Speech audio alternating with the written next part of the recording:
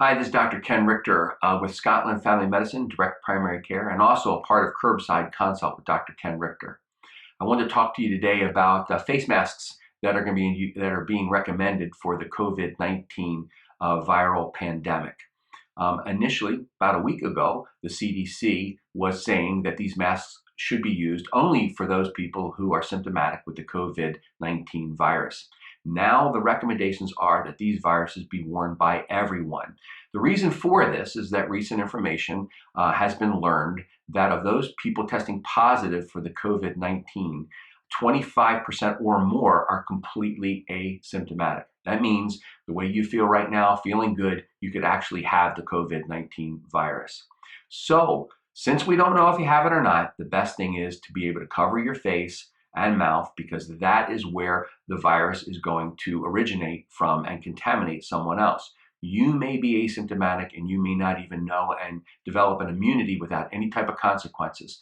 But there is a group of people out in our community, those older or with immunodeficiency diseases or other diseases like diabetes or cardiovascular disease, that would be highly susceptible for this virus, and it could do great damage and even cause death. So the masks we're talking about are not the N95 masks that are used by medical personnel or the surgical masks. These need to be kept in reserve so that we have enough supply for those healthcare workers. But these are cloth masks. I will include a website that will give you instructions on how to make your own cloth masks. They can be made out of simple fabric or t-shirts. They need to fit snugly across your mouth and your nose. They should be secured by either tie or elastic bands behind your ears. They need to definitely be breathable. You don't want to have a hard time breathing because of wearing these. And they need to be washable so that you can wash these and it can maintain its shape and protect you.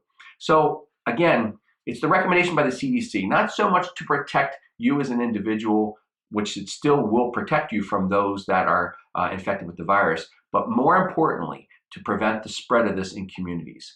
We should see this curve go down soon. We should see that there's going to be less people infected with this, and the quarantine is going to work to mitigate the consequences of the virus. This is one step further that we can work together to stop this and get back to our regular lives.